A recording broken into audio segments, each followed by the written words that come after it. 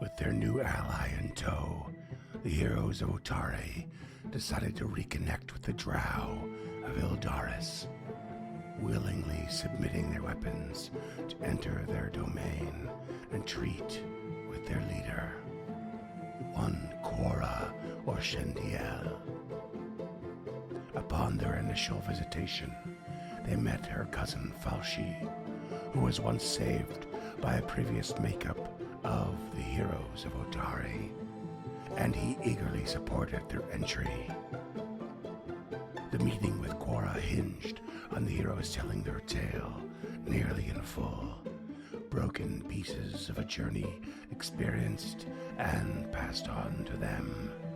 Quora was moved by the tale they told.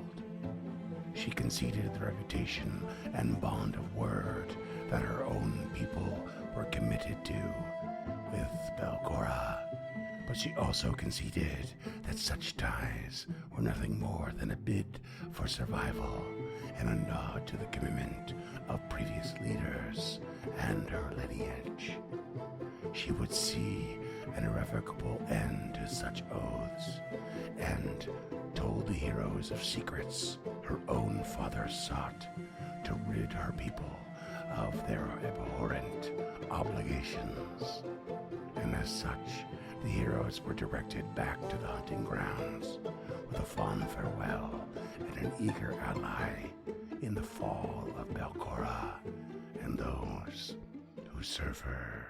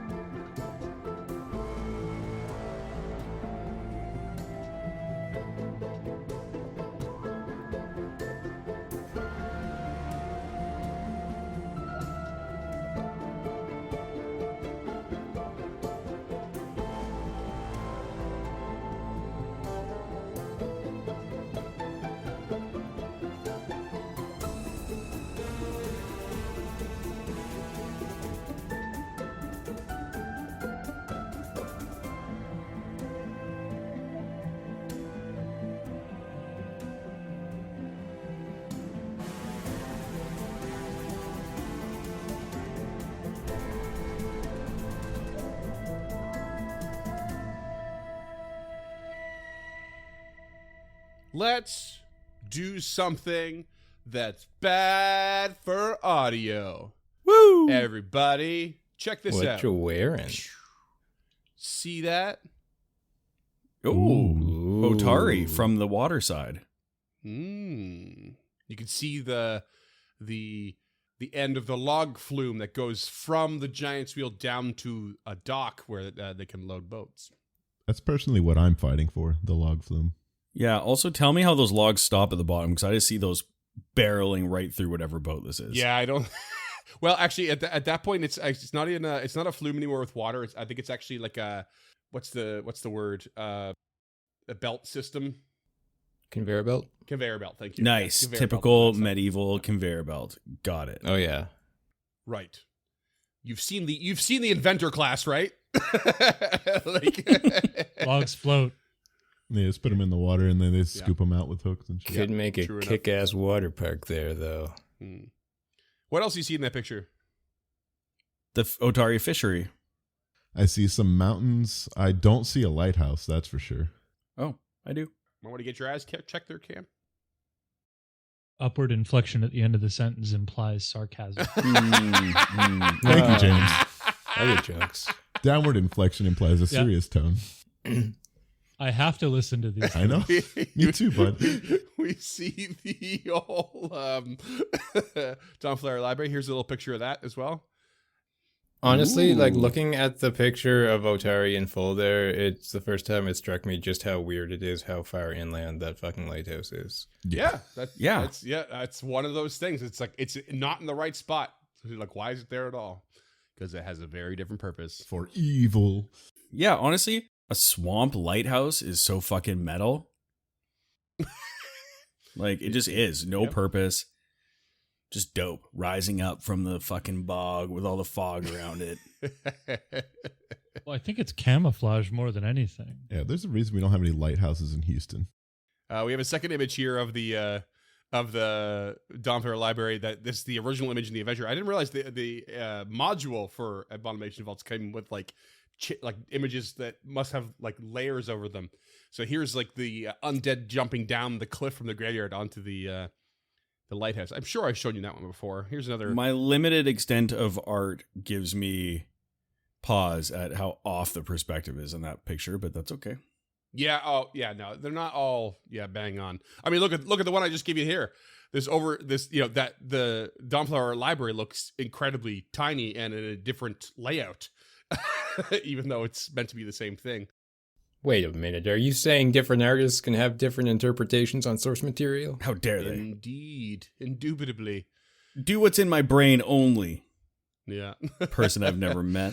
No, I've started this jokey little not good for audio thing because I remembered and realized today that there's some really cool artwork included in this adventure. In most of the adventures, there's some really cool pieces of art, that must have taken quite a bit of time to draw, and I think it's really neat. And so I fully plan on sharing these in the Discord if when the episode drops, like people should ask. I'll post a few. Speaking of being super metal, like this is the fog fen, the representation of the fog fen. That's where your lighthouse is meant to be. This looks like a glow-in-the-dark poster that you could buy from Yeah, Spencer's I was Gifts in the thinking 90s. Hell yeah, let me grab the lava lamp from the other room and let's party. Yeah, some of the images given like don't really apply to what's written in the adventure, such as this one, which like effectively in the fog fen, but there's a human man being plagued by wisps, but wisps I've never seen before. They're green glowing skulls With the what are they called? The Pathfinder iconics behind, just doing absolutely nothing about it. Yeah, just watching this guy get mega haunted. Like, there's sucks. lots of iconics in these pictures, and like then you have some images that are really cool because I think it gives you it evokes like your surroundings. So that picture of the fog fan is so like it's down like a specific trail. It's centered in the view. You have your foliage and your trees on either side, but then you have this one where it's just a sort of low down view of like ruins, of like ruined stairs, and that's like the outer keep of the Gauntlet. And it just gives it a bit of a, I don't know, like a tangible feel for me. Is that where like the Mitflits or whatever the fuck they were fighting down there in that little hole, and we just firebomb the shit out of them? This is another one of those images that I have an alternate one, and it actually shows an iconic in some of the gremlins, the mudlickers. Yeah, and it is so like innocent, first level RPG kind of motif. Yeah, they're trying to get us to eat poo. If you look at it without much context, it looks like they're just like, save us! And then you see the rocks hurling up at the guy, and it's like, oh, never mind. Oh, wait a second. Yeah. It looks like they're throwing bullets. Yeah. Like just 40 cal shells. It does. And they had darts, you remember. They were throwing darts, but apparently that's what they're using for darts. They look like little bullets. Yeah. That's also not how you throw darts. Or bullets. Absolutely not. We have... that one got me, Scott. We've got this was actually pretty cool. It's a definitely different style, but here's fighting the Morlocks in the ruins below in the second level. This one I've seen before. Yeah. This might be a cover for one of the adventure for one of the modules. I mean, it's somewhere included in this adventure anyway. I don't know if it featured anywhere else. But yeah, here's some of the ghoul cultists. Oh, that's tight. Anyone notice anything about that? This image in particular that stands out? The thaumaturge in it. That's a cleric. I've never seen as an cleric. iconic before. That's the iconic That's a cleric of Saren Ray. Mm-hmm. They're not. Oh, it looks like they're holding up a That's mirror. a holy symbol. But what's that around their neck? Yeah, the flesh. They had flesh hanging around their neck. That's so sick. Everyone would give me a bad look if I had a jerky necklace. Didn't one do that mid-combat to regain health? Right? You're right, James. Some of them could do that mid-combat to regain health. You're right. I think it happened. Yeah. And Scott, candy necklace. Yeah, but I want jerky necklace. Jerky. Anyone who listened and or might remember the intro to Chapter 3's exposition involved pre-ghoul transformation, but them having this meat on their neck and like chewing on it, and it was part of how the librarians turned into the ghoul cult. Ghoul, And, you crazy. And the ghost that Tulok put to rest with the book and learned bookbinding lore was the one who would not partake. You're right. This is bad audio. Hey, if you're still with us, listeners, bless we'll your get there heart. soon. Here's another one. Oddly enough, there is an alternative one to this one because this is where this is like a hallway with a blue light at the end. The hand. This is where you would have found the Karen Whites, and there is an image with the Karen Whites in the book in the one of the iconics here, but for some reason it's not included in the module. It's the one thing that's missing that I knew was missing anyway. But that blue light, who remembers what that blue light was? That's where the hand was, wasn't it? The rock that the hand had cut up? Or was that the invisible wall or the wall? Yeah, it's like the ectoplasmic wall. Yeah, exactly. Here's just a cool general one, but I think it's meant to be from the 4th level. That's a force barrage if I've ever seen one. And a bunch of ghosts. Poltergeist. I think it's like the poltergeists basically, yeah. Or it looks like there's a few of them now, or like 3 of them at least. That probably is Force Bolt, eh? I always picture Force Bolts or Magic Missiles purple for some reason in my head, but because of Tulok? Rest in peace. I guess it could be because of Tulok. I'm trying to remember now. Actually, I think in Baldur's Gate 3 it's red. What level do you have to be to cast 6 of them, though?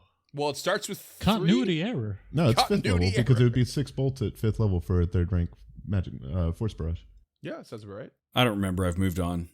I always pictured them as like just transparent, like waves of force. Are you as waves of force, not like bolts, but like you know what I mean, like kind of like no visible form to them. It's just like it would be like a predator running at you real quick and small. Never thought of that. Like Wheel of Time, not the TV show, am I right? Not the TV show. Fuck that TV show. Oh, there's the band. What were they called? Anyone? Bebop and Rocksteady. The Grave.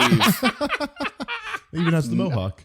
We found a poster for them later, if I remember correctly, or like in episode 100. Yeah, I referenced them in episode 100. Yeah, there was like a metal advertisement on a paper. Oh, that's annoying. With like Gothic letters. No one remembers? Oh no, that's a shame. I can look it up, but I don't remember. Yeah, if you get a note, find it for us. Who knows the significance of this image? I love this audio. It's so funny. Well, that's where what's his dick died. Yeah, Carmen Reggiani. That's the only thing you can identify him very with likely afterwards. where Carmen died. Yeah, this also involves like needles shooting out of holes in the walls, but you have these saw blades coming out. That would have been scythe blades, but I like to assume that this is. Look, we have a fire trap in the background too. For the listeners, if any of you are still here, it's a booby trapped hallway. Yeah, and for the listener, if you've gotten this far and we haven't posted this in the Discord yet, just ask one of us what the fuck we're doing. Yeah. Say fuck you, Barn. Shadow Malice? Shadow Malice. Yeah, Shadow Malice. That's the one. Hey. That's the one. And this is the hall where we lost Carmen, right? Yep. Well, I mean, it's not. I mean, lost him. He was You everywhere. lost him in a trap hall. Definitely not. I don't think that one exists in the adventure. But I mean, there were spinning blades. So. yeah, but they were specifically scythe shaped, and that's like those are like power saw basically. Here's a good one fighting the Erdefon. They look a little bit comical in this like art style. They don't look very intimidating, if you ask me.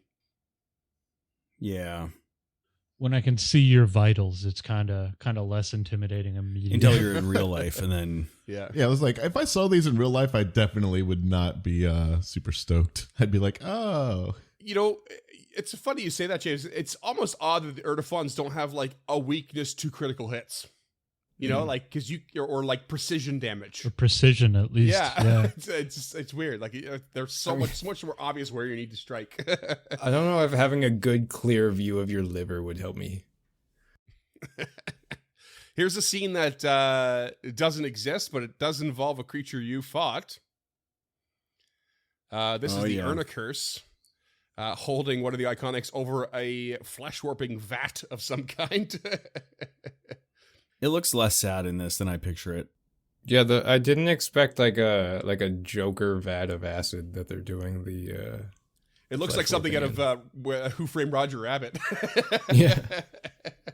And here's less horrifying. I gotta be honest, I was never super happy with the Jaffa Key fight and how you guys got there and that sort of element of the story.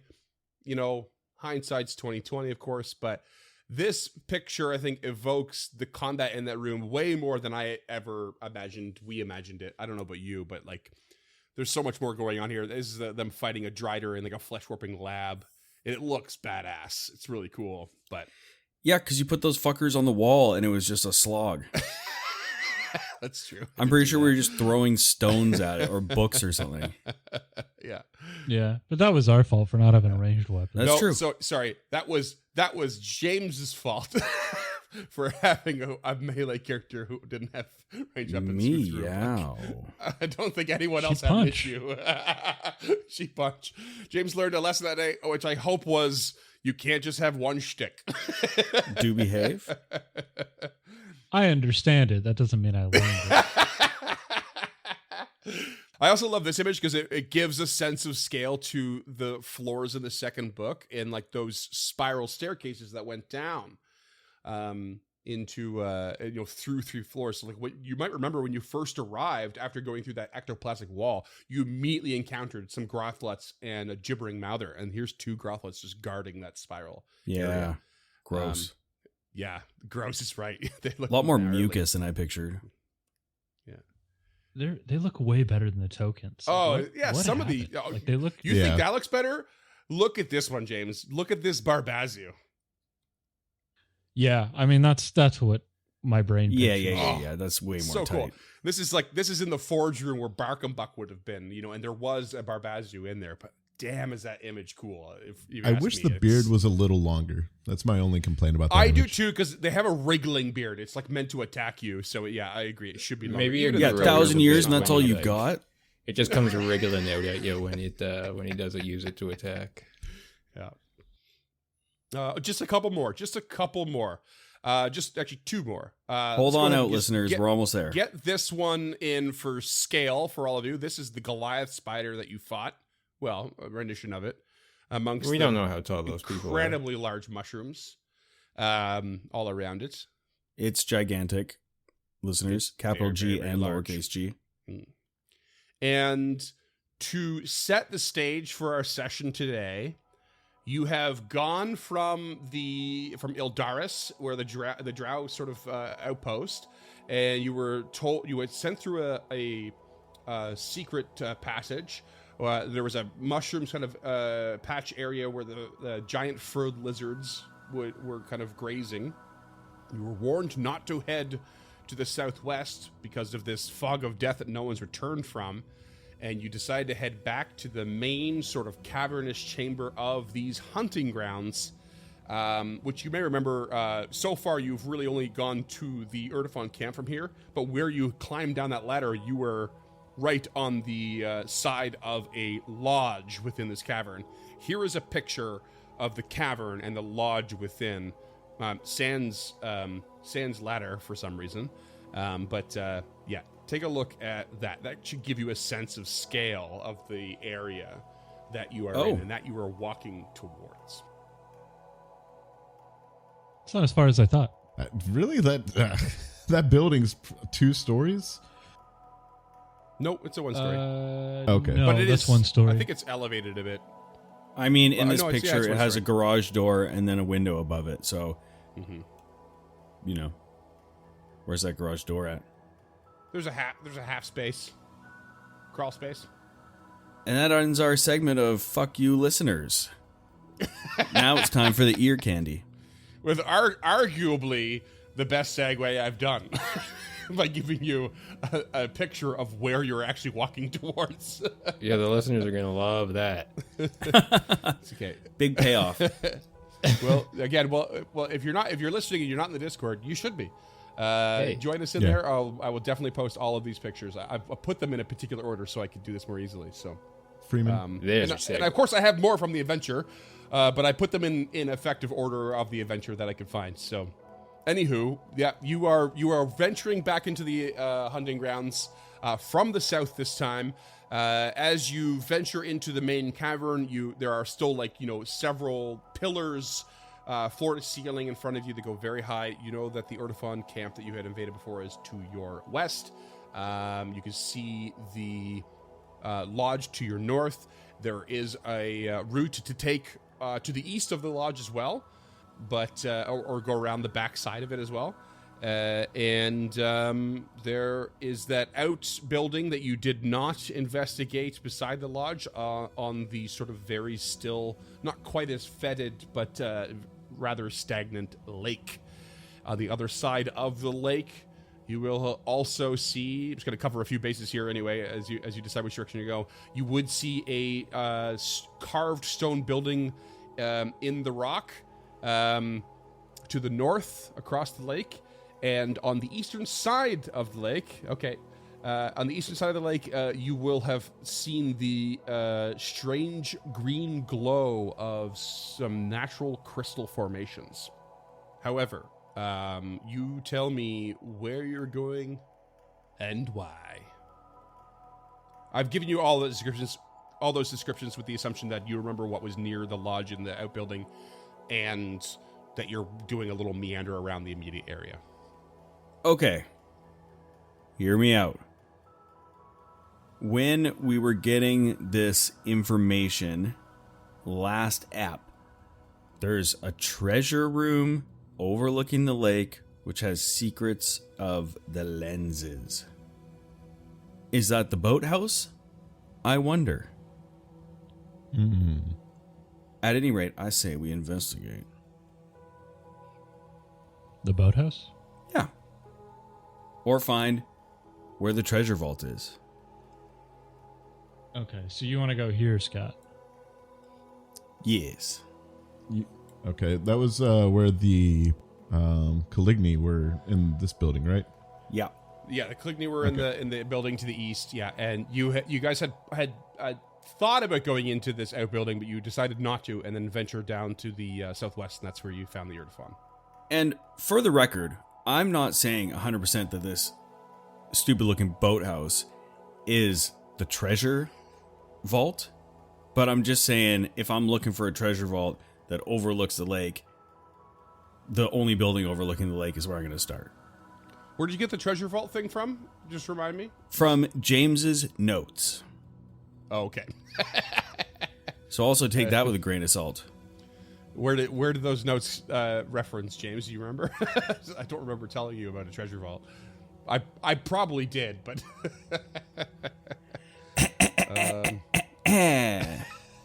it says secrets to the lenses are in the old treasure vault, which overlooks the lake. Oh, that's okay. This was from Morlabin's notes that he got from Telford. No, this is from Cora. Yeah. From Belcora? No, Quora. Oh, Cora or Shendiel. Okay. Okay, right. Okay, I forgot. She gave you a lot of information. Yeah, because she had her ancestors, her father and sister were killed, trying to investigate that sort of rumor or legend or what have you. I feel like I nat 20'd on something in there and got some good info. And listeners, if I'm wrong on that, you might have listened to this 5 minutes ago. But for me, it was a long time ago. It's been over a month. Like a month or more. And I got a smooth brain. Smooth brain. Teflon brain. Harold, I don't disagree with your assessment of checking out the boathouse, but I don't believe that there would be a magnificent treasure trove located so close to the Caligni and they would not have taken it for themselves. That sure sounds like disagreeing. I'm not saying we should not investigate it. I am merely... Oh, you are yanking my chain. I see. It's a joke. It's a joke. See, Inoki got it. Inoki just starts crawling up at Harold's leg like... Inoki's cannibalizing the other mushrooms. Yeah, I ain't saying that's where it is. I'm just saying it's as good a place to start as any. In this we agree. At the very least, we may be able to find a boat there to help us boat around said lake. Let's just avoid the old southwest over here, if you don't mind. And perhaps the Caligny. They did not receive us particularly warmly last time, Beryl. I see. The more we can avoid, the better, really. Ah, Nick says as they chart uncharted territory. it is okay, Nikaj. I understand the social anxieties. Oh, I'm sure I'll get over it. I'll just find something to stab. There you go. Once again, Beryl just has to resist petting the little kobold. Just like you can see it in her eyes. She wants to, but she's not because he's an adult. It's demeaning. Hand just leaves the staff for a second. That barrel's nice, but she's real handsy. And they move north. Yep. Heading north. Okay, so you head up to close to the lodge. You're right by the double doors of the lodge and by the single door of the boathouse. Let me just double check whether or not that door is locked. I'd like to check for traps. Of course, please do. It is a 27. Okay, you do not detect any traps. Now, anyone able to check magic on this? Because I want to watch out for that too. Oh. And Beryl will cast Detect Magic. Detect magic. You do detect some magic within, but not on the door. The door does not seem to be magically armed, and but there does seem to be something magical inside. Well, hot damn. Is it locked? You try the door, but it seems to be not locked by the feel of it, but perhaps just so sturdy but so old that it's been just like slowly rotted shut. What are those doors, me? Well, only one thing to do in a situation like this, and Nick would like to take a 5-foot step to the north, pull out his insistent door knocker, and attach it to the wall. Okay. Nice. Bastard. How many times can you use that? Is that a consumable? Once per day. Damn it. Suck it, Using Barn. on the opposite building. Okay, let me just draw a little door wall for you. Come on, a bitch. Shout out door wall. I'll just make this whole wall a door real quick. I'm proud of you, Barn, for not being like, the wall's 2 feet thick. No, it's an outbuilding on a lake. It's definitely not. It's just a solid piece of stone with like a small crevice in the middle. Okay, Nick tries this door. Okay.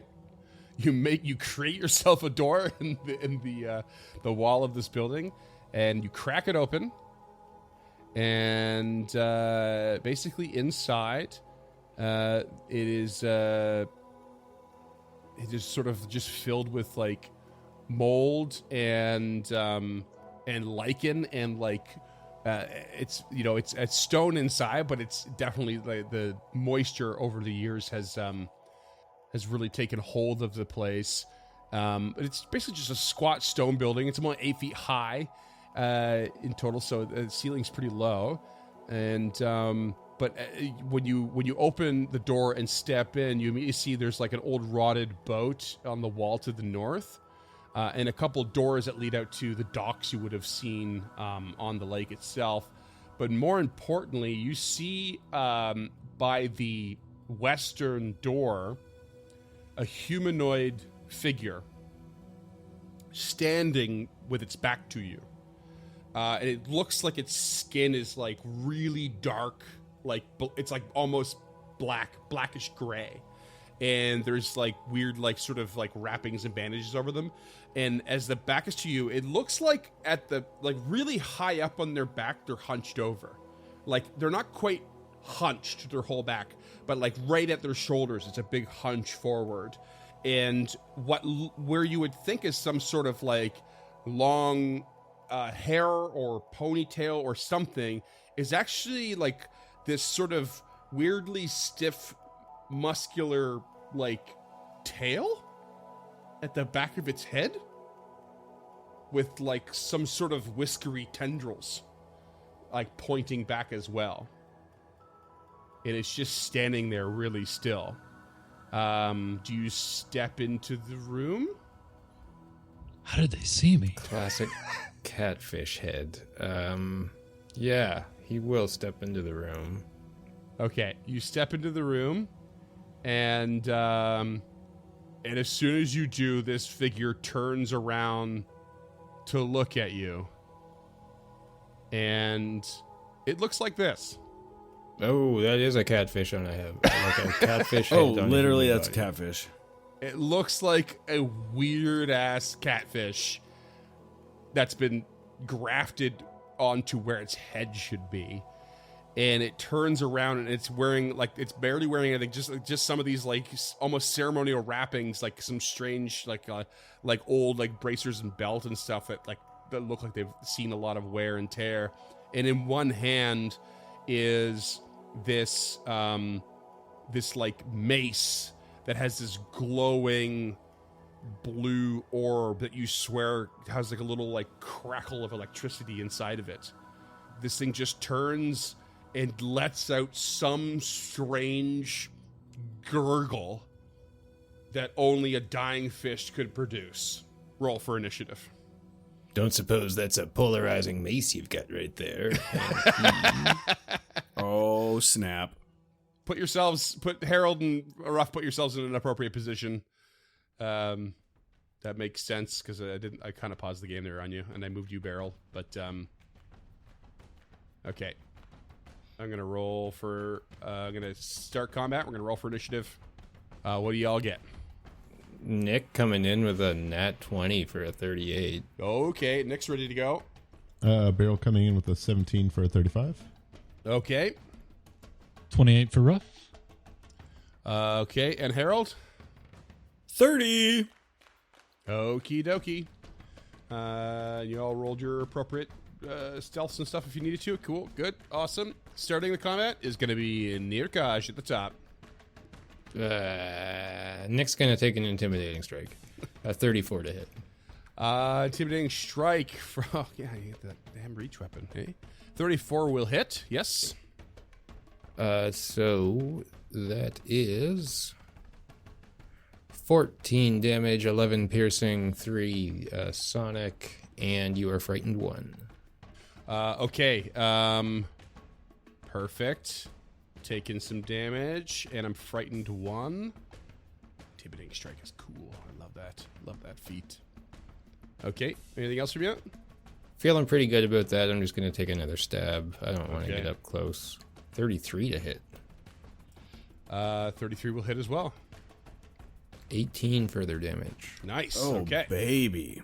Boom, boom. Couple of big hits in. And that's my turn. Barrel, you're up. Oh, sorry. Hold on. Nirkaj, roll me a will save.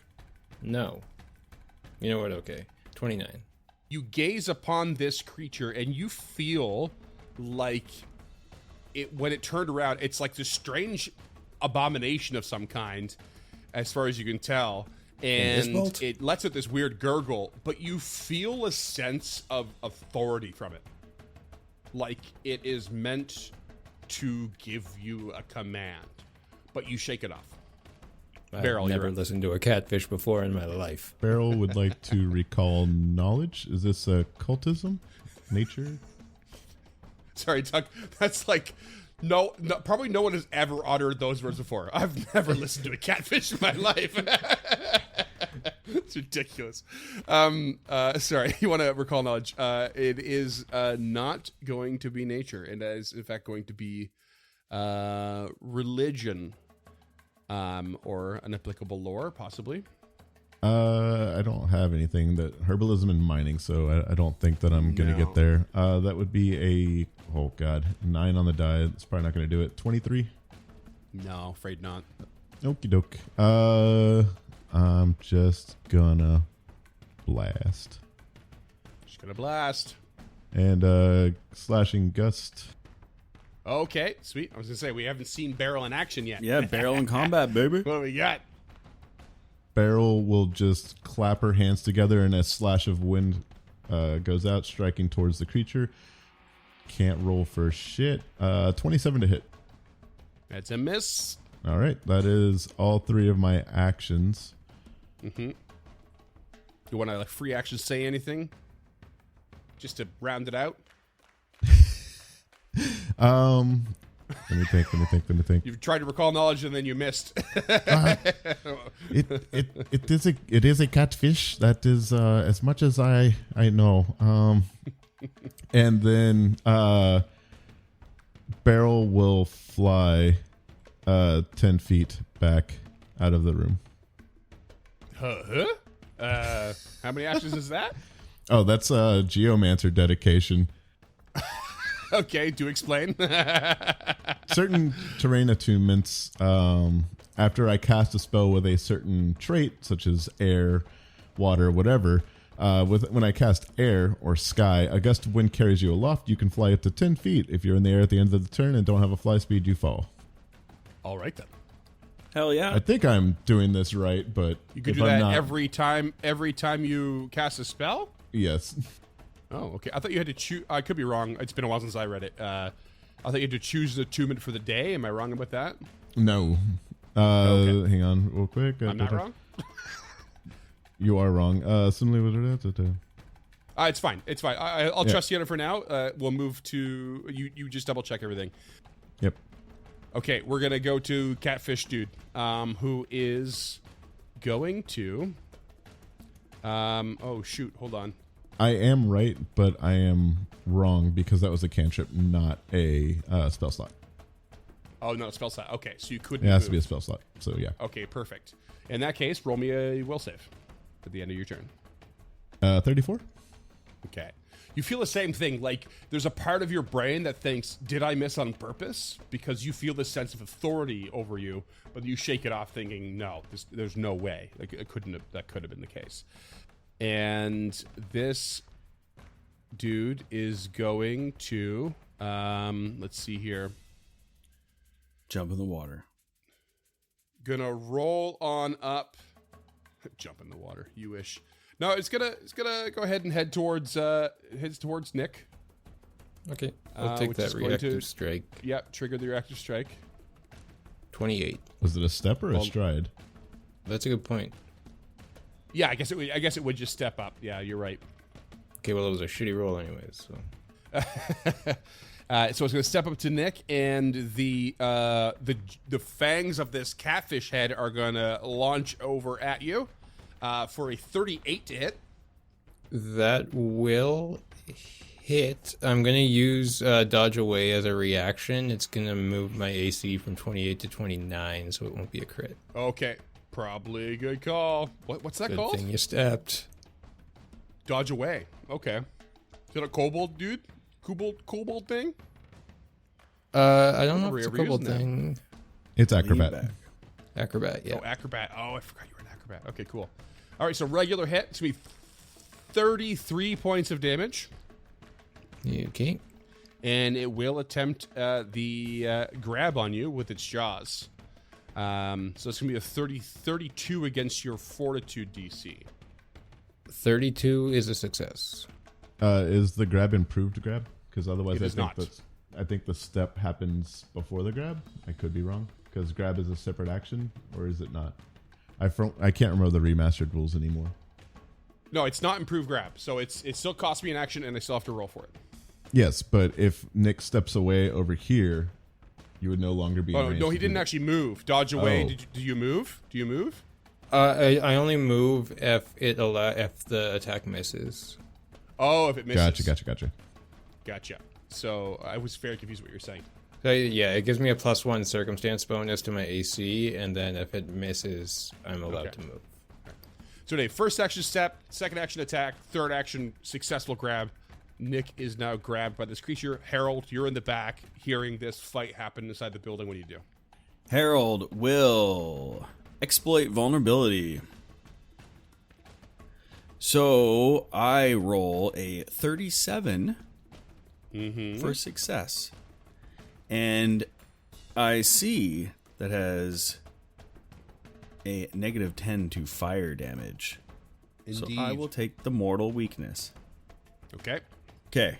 And then will stride into the room. If there's a catfish, I'm about to go noodling. Oh God. Oh God. If anyone knows what that is, shout out. I do. We do. Yeah. Hell yeah. Okay. What's your movement speed? Harold? 25. Because that was 30 feet of movement. No, it wasn't. Oh, it was because the second diagonal is 10. Fine. Which, by I'll the go way, there. is a rule that I hate. It's just math. Stupid It's just math. stupid is what it is. But yeah, not getting around Okay. the other side, I'm afraid. So I could not get to flanking, but just from the south of this creature, Harold will strike out with the cleaver. 32 to hit. 32 will hit. Let's go, baby. 16 points of damage plus 10, Okay. and you're bleeding. Biatch. And I'm bleeding. Okay. All right, so that's a sweet 26 damage plus 1d6 bleed, which is not... Can't automatically apply for some reason anymore. Something's gone wrong. Fish don't maybe with my bleed. modules. Apparently, I'm unaffected by bleed. It's not in my immunities, but it must be in there somewhere. I don't trust this foundry shit. Anyway, anything else from you? No, that's it. And I rolled a will Okay, save will for save. you. Yeah. Because I'm a good boy. What'd you get? 34, Master of Will. Okay, same deal. Yeah, you get in there and you feel the sense of authority coming over you, but yeah, you shrug it off. You're master of your own domain at the end of the day. Raphael. What weakness did you exploit there, Harold? Fire. Fire. Okay. First action will be to move into flanking. Bring out your pitchforks and your torches. I don't think you're going to be flanking there if I'm grabbed.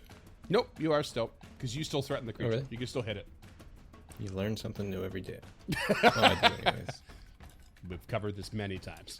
Then he'll spend his next two actions to spell strike with an ignition. Okay, spell strike with with ignition.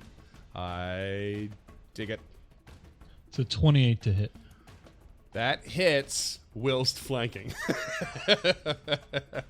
Damn. All right, that is 12 points slashing and 16 points fire. Which ends up being 26 fire because of weakness 10. That's a big ol' hit. Very good. And then Ruff, with a free action, will attempt to communicate in Thalassic. What do you say? We don't necessarily want to hurt you.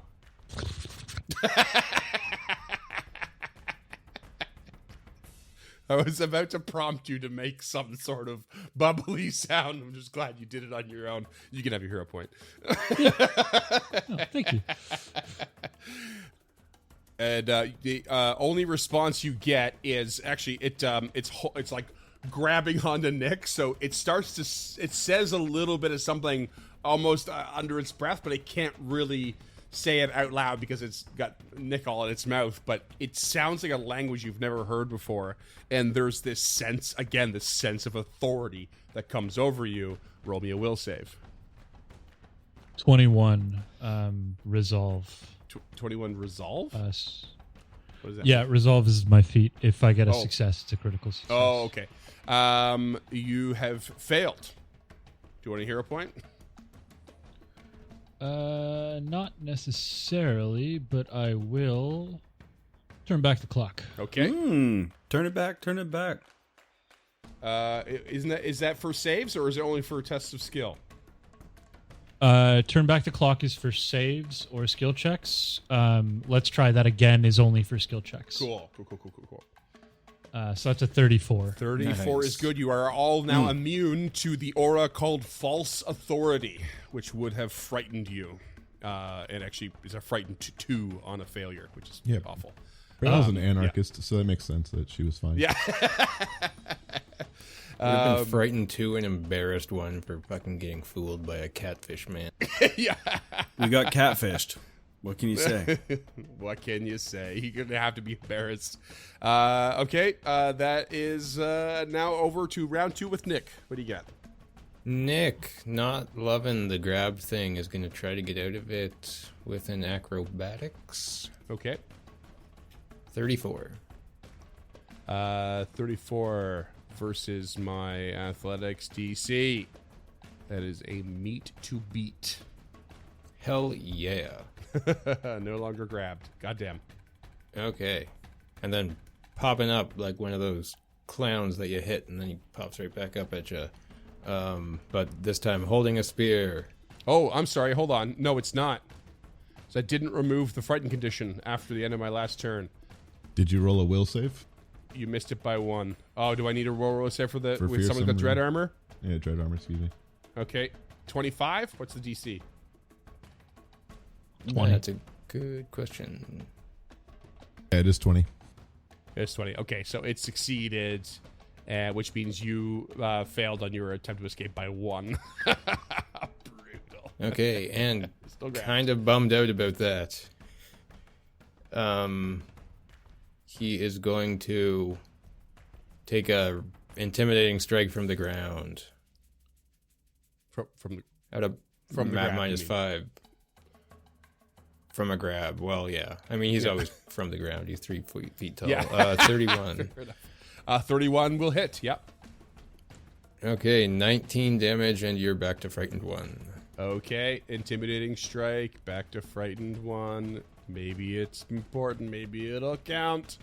And he will end his turn in the tender embrace of a fishman. That's manfish. Beryl will bend over, slamming her fist into the ground, and it looks like her fingers splay underneath as she casts Crushing Ground. And I need a reflex save from the fish. Reflex save, you say. No problem. 30. That is a success, so you will take half damage of 32. Okie dokie. What did you just cast? Crushing Ground. Cool. Yeah, Crushing Ground. So since you succeeded, nothing special happens. And then last action, we'll prepare to aid Ruff. Or we'll just aid Ruff. So, yeah. Okay. And that brings us to the Catfish Man, who is going to, let's see. Yeah, it's going to swing its polarizing mace. Yeah, I said it. Hey. Up all up into Nick's rib cage.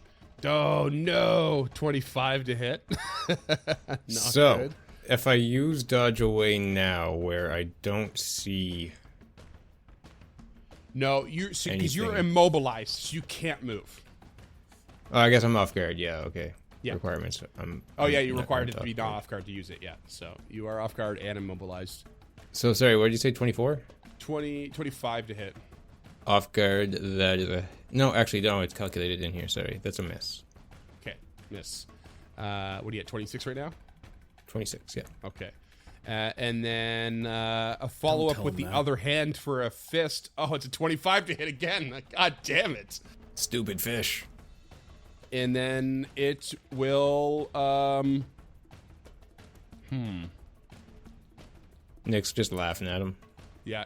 It's actually going to release the grab on you. Free action. And then step back to where it was when you came in the room next to the door. Kind of stepping between Ruff and Harold. Nick's gonna use a reactive strike against him. No, it's a step. Can't do it. Step. Yeah. It was a good roll, too. And that's the end of this creature's turn, and the frightened condition falls off. Harold, what do you got? It's right next to you. Harold will step to the southwest to flank with his boy Ruff. Freeman, boy. Freeman, real quick reminder, we'll save for Dread. For Dread, thank you. 29, we're good. And raising the cleaver up above his head, he slashes it down on this catfish. That is a 34 to hit. Yep, that hits. 13 plus 10 fire damage for 23. 23 points of damage, but no bleed. What else you got? And will strike out one more time, baby. Come on. That's a miss. So the cleaver comes down and smacks into the stone wall, and he says, "And here I thought we were having surf and turf." Come on, he's a butcher. Yeah, it's good. It's good. I'll give it to you. He's no fishmonger. You can have a hero point. Come on. I've been fishing for one of those. Yeah, I was gonna say. I kind of that's what put me over the edge. Is I was thinking about how you were fishing and how apt that is. Noodling for a hero point. Raphael, this creature is nice and flanked for you. What do you do? First action will be to take a 5-foot step. And then next 2 actions will be to cast Ignition again. Okay, stepping away and casting Ignition. Yeah, I don't think it has AOs, but I don't want to risk it for a cantrip. Yeah, fair. I will go ahead and... Can I use medicine to point out a weakness, or what do you want me to use to aid here, Freeman? You're aiding. You're for a spell attack roll. Spell attack roll or medicine to point out a weakness? I don't know what you're feeling here, but... We almost never do this, so... I know. Well, I'm kind of stumped. Medicine doesn't make much sense to me because you already know what the weakness is. So... I was more pointing out, like, they're limping now because of the fissure under their legs, or something like that. But yeah, if you want spell attack roll, I can just do that so we can keep this going. I don't know. You sell it to me. Instead of asking me what I want, you sell me what you want to do. Seeing as this creature is badly injured now, Beryl is just going to point out, the legs. He is not moving as nimbly as before. Yeah, go for it. I'm here for it. 38. I'd say that helps a lot. Classic weak point on a fish. Call that a critical success, I think. Hey, get that fish's legs. If it's a critical success, you get a +2. If I'm a master, which I am, you get a +3 to this roll. All right, +3. Let's go. +3. So 29 to hit. 29 will hit. You needed a +2 though, so that was very helpful. Oh yeah. Not rolling rocks today. I'm tempted to hero point it, but it just doesn't feel worth it. It's 12 points fire. It's looking rough enough. You don't need to. 22 points of fire damage, invoking that weakness. It's starting to smell good in this little house. Should have brought some Mountain Dew for this catfish. What is a Mountain Dew? It's that water on the ground when it's kind of warm and cold at the same time. You should know, Druid. Nick, finding out that it's his turn by some divine intervention, will try to positioning assault this fish back into the middle of the room. Oh shit, 41 to hit. That's a hit. That's definitely a hit. In fact, that's a crit. Yeah. Okay, I'm gonna take a clean 41 to hit to put in there because I coughed in the middle of that, and I'm gonna position the thing 5 feet to the right, please. 5 feet to the east. I mean, if it doesn't die with 32 damage. Sure. Okay, you 32 damage and you reposition it. Sorry. Yep, I used a positioning assault, so I'd like it in between me and Harold's. Okay, sure. Yeah, and you reposition it there. Got it. And then another swing for 22 to hit's not going to do it. No, that's not going to do it. And no hero points, but I did pull a fish, so that's something. You did. You reeled him in, as it were. Ooh. More of a spear fisherman, but That's you? yep. Okay, Barrel, what do you get? Barrel is going to go back to a slashing gust, slicing through the air with her hands. Ugh. Cannot roll. There's a 23 to hit. No. And we'll prepare to aid, or we'll rather, prepare to aid Ruffigan. Actually, Harold. We'll give it to Harold because Harold's in the flank. So yeah, we're gonna aid Harold. Okay, get it to Harold. Let's see here. The catfish creature is suddenly going to run towards the closed door here. Rolls a natural 20 on busting the door down and just barrels through it to the edge of the pier, which will provoke from Nick. 37. Yeah, suck it, fish. That's it. 20 damage. Okay, you have not killed it. What? It rolls over to the edge of the pier, but then just turns around like its back to the water, and just stands there waiting for you to come to it. Harold, what do you do? It's a prop. Yeah, bitch. I want to roll a perception as a... What's the word that I'm looking for here? Sensing motive? Sensing motive. I'm like, sensing intention. What are your intentions? You pick up the wrong words. What do you, me? Yeah. Yeah. I feel like Harold is smart enough to know something's going on here. And in his, background of being a monster hunter, I want to know if there's something that he could, figure out about that. Okay. I could even roll esoteric lore on that if you wanted. It's not my first man-fish fight. Yeah, no, I don't think I would allow esoteric lore. I don't even think Monster Hunter lore counts here. Okay. I can really only allow, perception. 35. You think that this creature was magically implying a sense of authority over all of you, but the reality is it's a false authority because it serves another. But it serves another because it was at one point a treasonous creature, and then transformed into this. Its goal is to do the bidding of its master, which is to kill anyone who opposes them. Yep. Is its master at the bottom of the lake with the lens? Fuck this fish and his friends. Okay. What do you want to do? I'm worried that its master is at the bottom of the lake with the lens and is some sort of empowered fucking beast down there. And the second I step out, it's going to snatch me off that dock. Is that the reality? I don't know. But I've used one action. I'll use another action to swap weapons to the light throwing hammer. And we'll step to the northeast so I can see the creature. Okay. But that's my turn. Not to the doorway, but in line with in line of sight of the dock. Yeah. Yes. Okay. And Raphael, you're up. Assuming Harold has shared at least some of this information.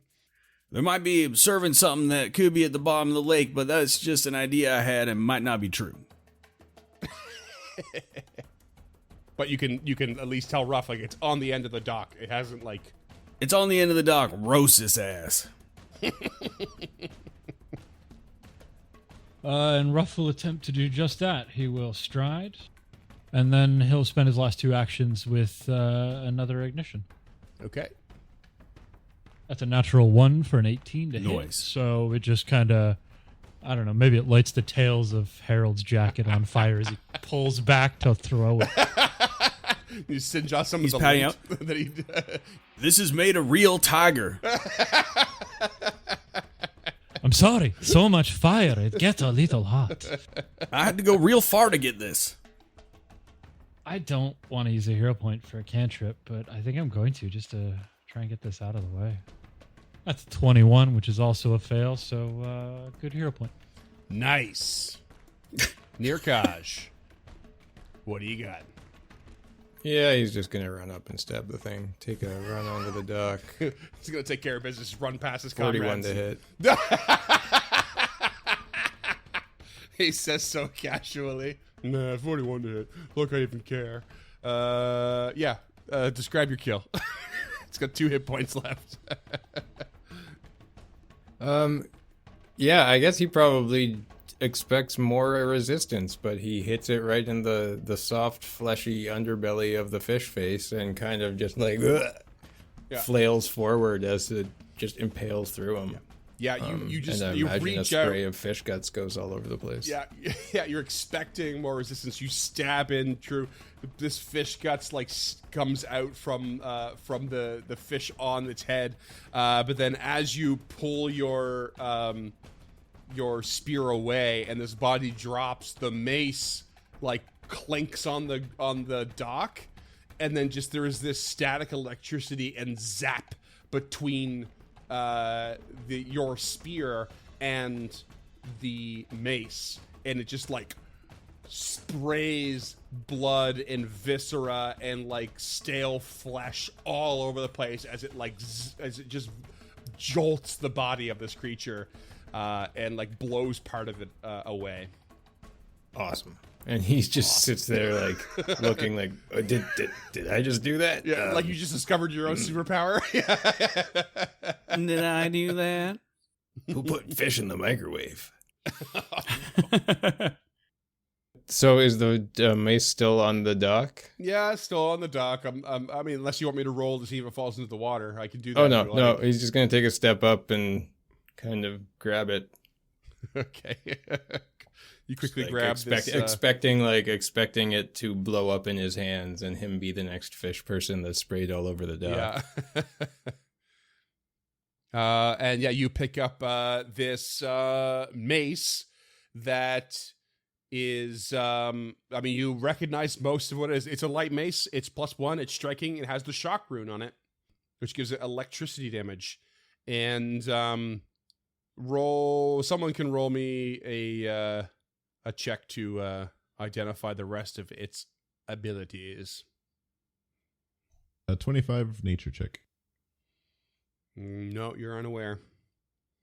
25 Arcana. Also unaware. 27 esoteric lore. Nailed it. Yeah, baby. It is, of course, the polarizing mace. And should it be paired with the wielder of the grounding spike, I shouldn't say paired, so long as it's within 30 feet of the owner of the grounding spike, which is what Nick's weapon now is. There is a 2-action command and interact activation once per day, and a great surge of electricity connects the paired weapons, and all creatures in a line between you and the wielder of the grounding spike will take 4d12 electricity with a basic reflex save, which is a pretty low save. It's 24.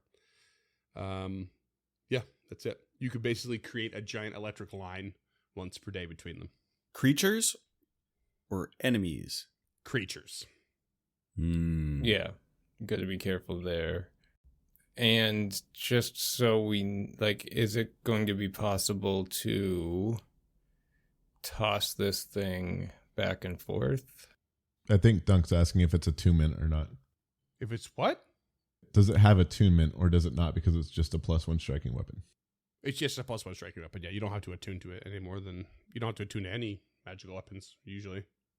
Okay. So if I just mid-battle, I can toss it to somebody and they can catch it, and then I can. Pretty much, or you could keep it on someone else. Someone else can just carry it around if they don't have the spare hand. Beryl has an open hand, so. What's most important is that it does require someone to be wielding it. You can't just toss it on the ground somewhere and shoot a line to it. needs to be it doesn't have attunement, but someone does need to be holding it to in fact, the one holding the mace is the one activating it, actually, is the most important thing, because your grounding spike just does its thing. You have your own effect, actually, if I recall correctly. If you hit a target that has been struck by the mace within the last round, you deal electricity damage to the target equal to the number of grounding spikes damage dice. So you would do like an extra 2 damage, and if you critically hit, the target would become off guard. So if someone's swinging that mace around, you can take advantage of it, or they can activate this effect with your weapon. Fun. Throwing down and picking up. Yep. Nick, why don't you mosey off that dock? I don't like the looks of it. Well, this does seem like a pretty dangerous place to be with this much dangerous electricity in my pocket, so... You just leave the corpse of the creature on the dock? Oh, I guess probably go through his fishy pockets. Sure, yeah, there's nothing else. Okay. Doesn't have any pockets, really. I mean, I don't want to toss the thing in the water and attract fishes, bigger fishes. I want to test to see what's in the water? Yeah, I'm sure it's friendly, whatever it is, but no. Okay. All right, so you head back into the this boathouse. And we search it thoroughly. That's probably a good idea. Capital T, capital S. If we push it into the water, we could perhaps draw out any larger creatures while we still have the benefit of land under our feet. This is a good idea, but I would like to bandage our kobold friend first before we instigate further conflict. I love the idea that Inoki can just like slowly consume a whole corpse. Gives you serial killer vibes. Is that one of their abilities? No. I just think it's funny. Yeah, I mean, go ahead and expedite any treating wounds, Yeah, I just took the one hit. If you take a look around the room, you'll see that there is that rowboat to the north. There's actually a small sea chest inside. And inside you find 2 +2 striking daggers. Oh, sorry, 1 +2 striking dagger. Damn. And 1 +2 armor potency rune. Damn. Ooh. Damn is right. Ooh. And you find one other object. It's like a little, it's a token. It's like a little feather token. Like it's like a simple feather from an exotic bird. The feather shaft is dipped in gold and bears a single arcane rune upon it. Harold, as he's searching for this, pulls it up and rolls a 26. It is an extremely convenient swan boat feather token. If you activate it, it can only be activated if you toss it into a large body of water, such as a lake or broad river, and it transforms into a swan-shaped boat capable of carrying up to 32 medium creatures. Jesus. 8 large creatures or 2 huge creatures. The boat moves in the water at a speed of 50 feet and lasts 1 day. Wow, that's big. Now I done found this feather here, y'all, and I think I can make a boat out of it if we're willing to traverse these waters. Also, there's an armor potency rune and a hell of a dagger. Yeah, because we don't see any other boats around, right? Is that a boat right here? Like, can we get this out of here? Oh, sorry. don't Oh, think yeah. it- Sorry. The boat, like, it looks like it's in pretty rough shape. It looks like it's not very usable. It wouldn't be very reliable at all. It's just covered in mold and worn away, and yeah, it doesn't look sturdy or like it's gonna keep the water out at all. Well, I'd trust a magical boat more than anything we find around here. Maybe me thinking that there was something in the water would be a little bit of superstition. If you guys want to take this and head in there, I'm with y'all. Well, my only concern is it. You said it only lasts for a day, correct? That's true. So we can use these feather, and Beryl will kind of just rub her hand across the boat. GM, how long do I think it would take me if I used crafting to like fix this up? That's a good question. I mean, it'll take some time to like Like a day or two, 4 days. Probably, yeah. Yep. Okay. That being said, like it's not like I know you guys don't want to swim across. There are, if you look, other ways to the other side of the water that's not crossing the water. Yeah. Like from the Erdefon camp, there is a trail. Yep. Or like along the edge of the water, basically in the cavern here, and you also have yet to really, look at the rest of this area. So maybe there's something else as well. So don't. What I'm trying to say is, don't go thinking you got to throw the swan boat just to get to the other side and waste it right away. Like perhaps we save the feather token for a speedy retreat. It's a great idea. Maybe we'll need it later to get somewhere specific in the lake once we find out where that lens could be. This is good thinking, Harold. But I propose that we just patch up our wounds, and then we follow the shoreline and make our way further to the north and west. Sounds great to me. Is the feather token a consumable? it is, yeah. I just double checked it. That being said, I'm pretty sure it's feather tokens have been updated in the remaster. And I don't know if this is one of them. Let me just double check. Because, yeah, there's a new thing called the Marvelous Miniature. Oh, no, yeah, the Marvelous Miniature appears to be the new feather token, in parentheses, swan boat. No. Miniatures that can be activated when tossed into a large body of water, such as Lake or Broad River. It transforms into a cutter. It's a specific boat. The cutter lasts 1 day, but it is still listed as a consumable, so, yeah. Well, to avoid these Erdefon, how about we head to the north? This is amenable. Ruff just kind of shudders at the thought of encountering the Erdefon again. And Nick leaves the building, completely forgetting his door knocker. Absolutely not did he forget about his door knocker. Come on. He didn't even look back at the dead fish man because he was looking straight at that door knocker, thinking Freeman's going to hate it when he forgets that I have this and he doesn't want me to get into a room later. You're not and then wrong. he's going to think, why did I have that thought? And who's Freeman? My lot in life is to love and hate at the same time. Because I love it, but it's also a little bit annoying. Who is holding onto the polarizing mace right now? Nick's got it. Can I hang on to that? Perhaps we can find ourselves in a good position to make use of it. By all means. And if you feel like smacking something in the head with it. I am not an expert at this, but if I find myself in the situation, I will do my best. All it takes is practice.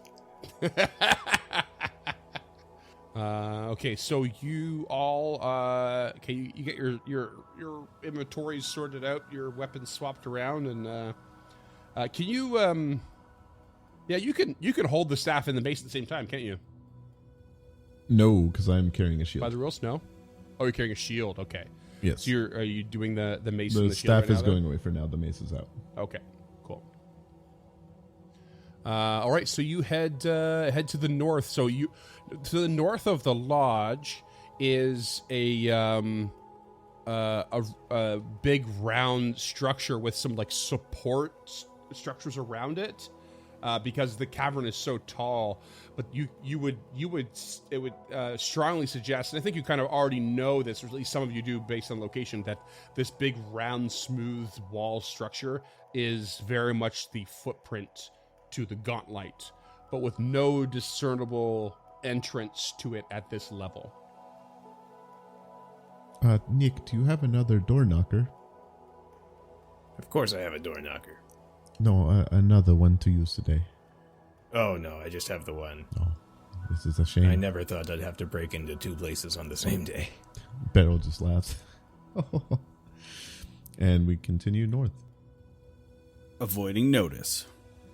So heading north. Who's got? I mean, we've got lots of light going. Does anyone have dark vision that extends out pretty far? Nick does. I have Nick greater does. dark vision that goes forever, okay. but it's not working on Foundry, so. Oh yeah. I think we covered that before. Greater It's just dark important to vision note mind. that you see as you come to the north and you're looking out, the cave kind of rounds away from your vision, but you can see the edge of like worked stone on the lake edge to the northeast of you right now. It actually looks like That's the northwest. Fuck. Why can't I get my east and west right? That's the worst.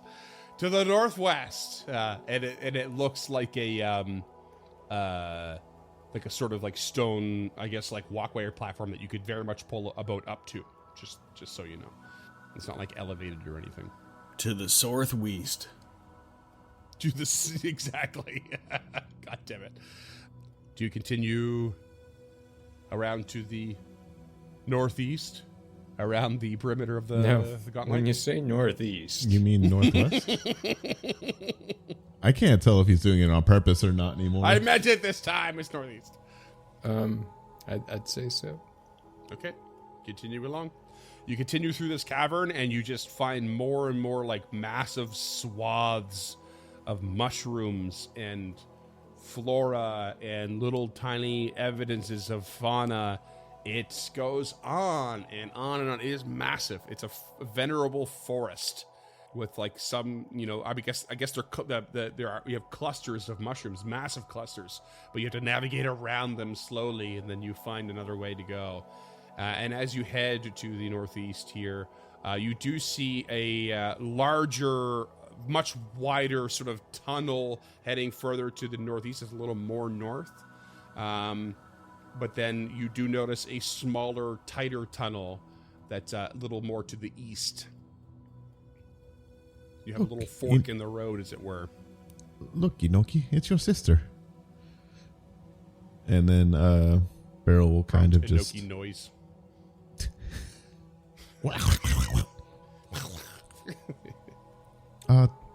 So, do we head east towards the Narrows or north to the wide set? Personally, as a dwarf, I prefer the Narrows. It feels comfy at times, but, What is our plan here? I thought we were going to find the lens in the lake. I thought we were as well, but it feels like we are diverting to the sides to... I don't know. There's mushrooms here, so I'm just happy to be along. Now, my plan here was we want to get to the other side of the lake. We don't want to swim it, I assume, and we're going to save that feather for now. It didn't look like we could shimmy on around between the wall and the lake, so we're going to take the road less traveled and go a little bit out of our way here. And I was thinking north, and then we'll veer back west as soon as we can. Agreed. You have my trust, Harold. Well, see how that's gone before. So you take the more northern passage, hoping to loop around to the west. It makes sense. It just makes sense. You keep heading that direction. Let me just expedite you a little bit here.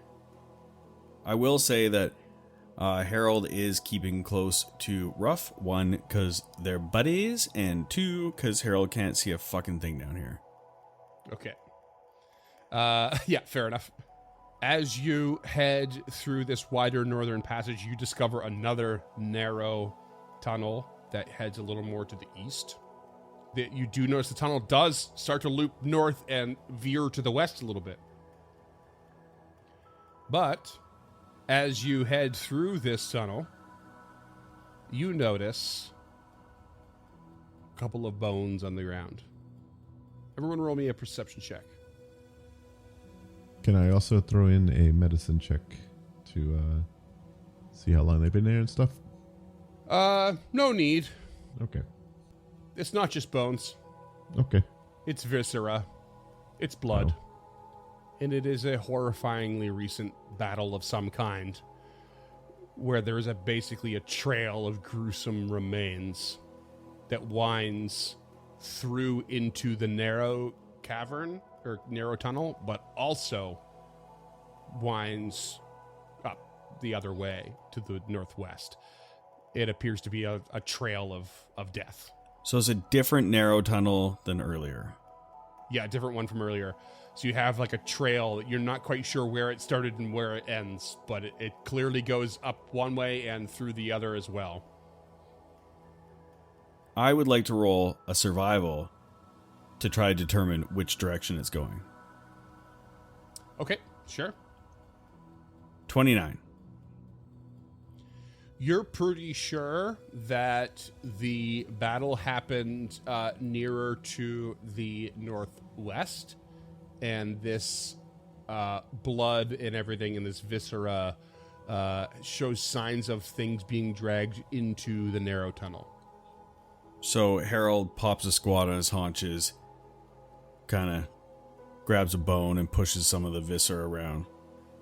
Nah, I think this battle happened a little north of here, but they pulled these poor bastards down this narrow tunnel.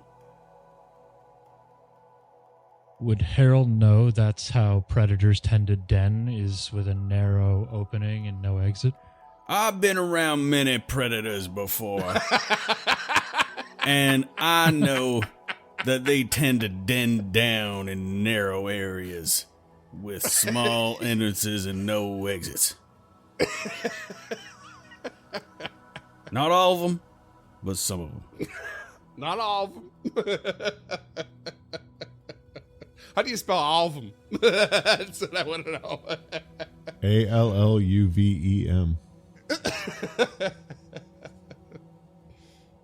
Truly, your reputation as a hunter is well merited, Harold. Shall we? And Beryl gingerly steps over some intestines on the floor. And you heading north, not to the narrow tunnel? I thought we were heading to the narrow tunnel, unless we just want to leave this thing at our back. I mean, entering the thing that's already well fed to lair. I could go in and take a look. I have dust of disappearance. You should probably go alone. Nick smacks him in the ass with a spear. I can go in invisible and teleport myself in small increments out if required. The company would be welcome, I assure you, but... Surely the anxiety from Nick and Harold still on the mind of letting Ruff do something solo, even if it's invisible. Surely. We stay together.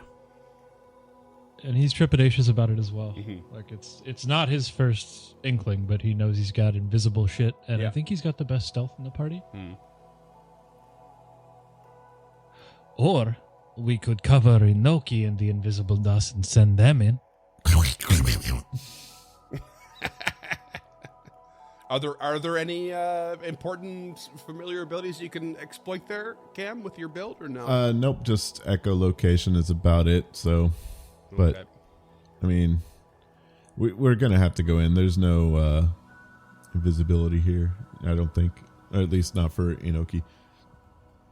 But yeah, we can send Inoki in. Like, that's fine. Wouldn't dusted dryness work? Like the creature probably doesn't eat vegetables, so... Inoki, stay very still. So you're heading into the small tunnel to cover your tracks? That's the idea? Or... Yeah. And I think if we are avoiding notice, we should try to cover our scent as well. And so maybe Harold, the expert hunter, would suggest smearing something on us to help mask our scent so that the predator may, if they are asleep, might not wake up. Sure. Sometimes when approaching creatures, you don't want your scent to go downwind. Grab something that smells not like prey.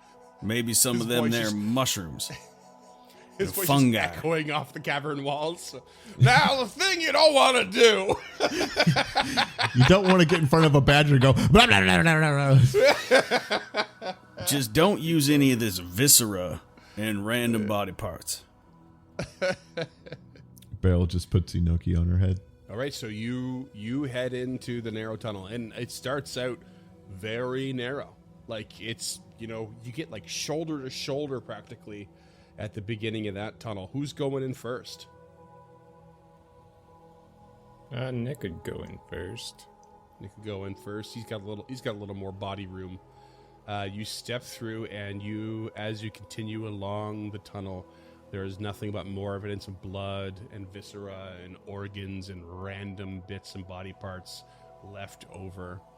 And it winds a little bit until you reach a cavern that just reeks of death and decay.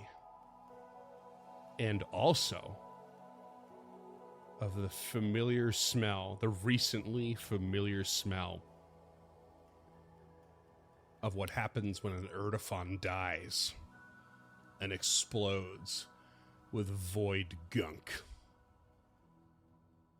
And that's what we're going to call it. Ew. Oh boy, oh boy. I was hoping it was going to smell like fried catfish. You've left that behind.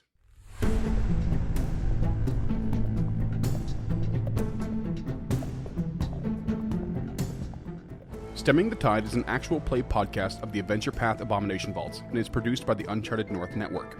Stemming the Tide uses trademarks and/or copyrights owned by Paizo Inc., used under Paizo's community use policy. We are expressly prohibited from charging you to use or access this content. Stemming the Tide is not published, endorsed, or specifically approved by Paizo. For more information about Paizo Inc. and Paizo products, visit paizo.com. Music is composed by Will Savino and artwork by Greyhood. Stemming the Tide is recorded remotely using Foundry Virtual Tabletop. If you wish to connect with us or support this project and projects to come, we can be found at unchartednorth.ca, patreon.com/unchartednorth, and on all major social media platforms. Links to all credits can be found in the episode description and our website. Thanks for tuning in.